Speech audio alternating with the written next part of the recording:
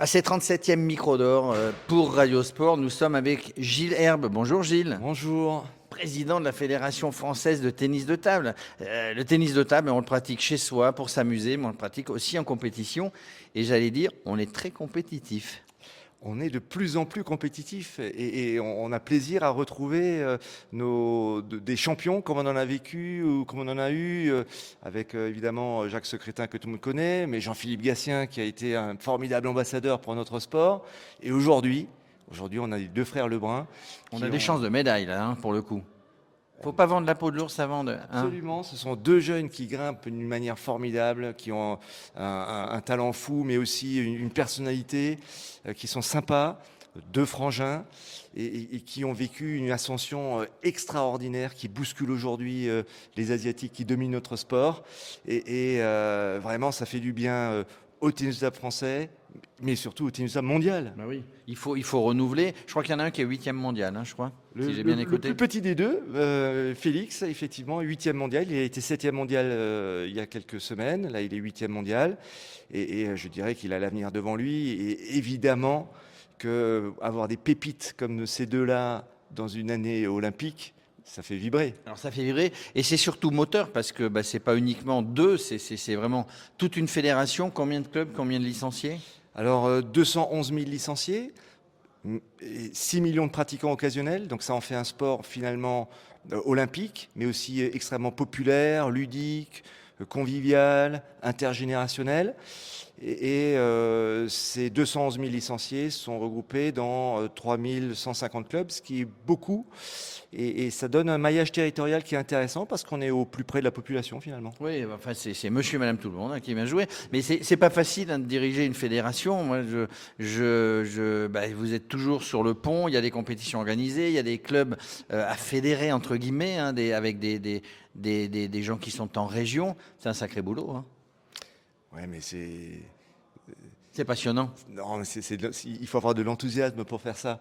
Moi, je pense qu'il faut aimer les gens, aimer discuter avec eux, et puis il faut avoir une vision, un projet de développement. Quand on a ces deux cordes à son arc, je crois qu'on peut y aller. Et moi, je m'amuse tous les jours. On s'amuse tous les jours. Vous êtes pratiquant à la base, vous comment on devient président d'une fédé comme ça, une grande fédé hein? Alors, je suis un enfant du tennis de table, comme on peut dire. Je crois que j'ai toujours joué aussi loin que je me souvienne. Mon papa jouait au tennis de table, bien sûr. Et bien, c'est des concours de circonstances. Moi, j'ai jamais rêvé d'être président d'une fédération olympique. Je le suis devenu parce que j'ai su saisir des opportunités, parce que j'ai su rebondir, changer de métier,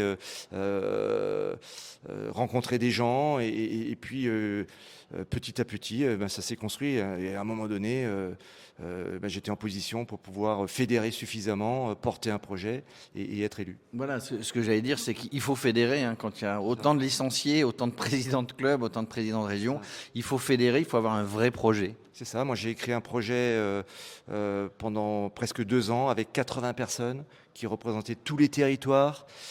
C'était juste avant la période du Covid et c'était un moment hyper passionnant, hyper dynamisant de pouvoir réunir tous ces gens qui avaient des idées, de structurer toutes ces idées pour en faire un vrai projet d'un sport olympique pour un mandat ou peut-être plus. Mais non, c'est vraiment très exaltant en fait. C'est vraiment exaltant. Et puis dans un mandat où il va y avoir les Jeux à Paris, les Jeux olympiques, les Jeux paralympiques, hein, on ne parle pas de médailles, mais c'est quand même sympa. Et c'est super sympa. Et puis on a vécu les Jeux de Tokyo. On a eu la chance d'être dans un mandat avec 2 Jeux olympiques. Oui, c'est vrai, puisque les Jeux olympiques, les derniers, ont eu lieu il y a 3 ans, je le rappelle. Enfin, il y a 3 ans, puisque les Jeux de Tokyo avaient été reportés d'une année. Absolument. Donc on a eu un mandat avec 2 Jeux olympiques. Mais bon... vivre les Jeux à Tokyo dans un contexte de Covid et vivre évidemment les Jeux à Paris, chez soi, dans son pays, avec une équipe de France hyper dynamique, vraiment, on ne peut pas rêver mieux. Il va y avoir le feu à Paris, hein, enfin, au sens vraiment très figuré du terme. Il va y avoir le feu, ça va être une Olympiade terrible. Ouais, et puis je crois que ça booste tout le sport, tout l'écosystème autour du sport, parce que moi je discute évidemment avec des distributeurs de matériel sportif, avec des fabricants. Ça booste tout le monde, pas seulement les joueurs, pas seulement les dirigeants, pas seulement les clubs. Ça booste tout un écosystème et peut-être même tout un pays. Tout un pays, voilà. Ça va booster toute l'économie. Ça va être, moi, je pense que ça va être des grands jeux. Hein, donc, on n'est pas devin non plus. Mais et puis, s'il y a des médailles, et puis il va y en avoir, hein, évidemment, peut-être en tennis de table. Hein, mais on va croiser les doigts, soyons optimistes. Mais en tout cas, il y a tout pour que ça réussisse. Je crois qu'il y a tout pour que ça réussisse. Je crois qu'aussi, on va avoir des jeux innovants.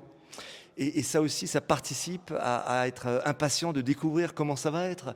Parce que ces jeux vont apporter des choses vraiment particulières. On a parlé beaucoup de cette cérémonie d'ouverture, mais aussi de la mise en valeur du parasport, de l'équité entre les filles et les garçons. Je crois qu'il y aura beaucoup de nouvelles choses et ça va vraiment porter un élan, je crois, formidable.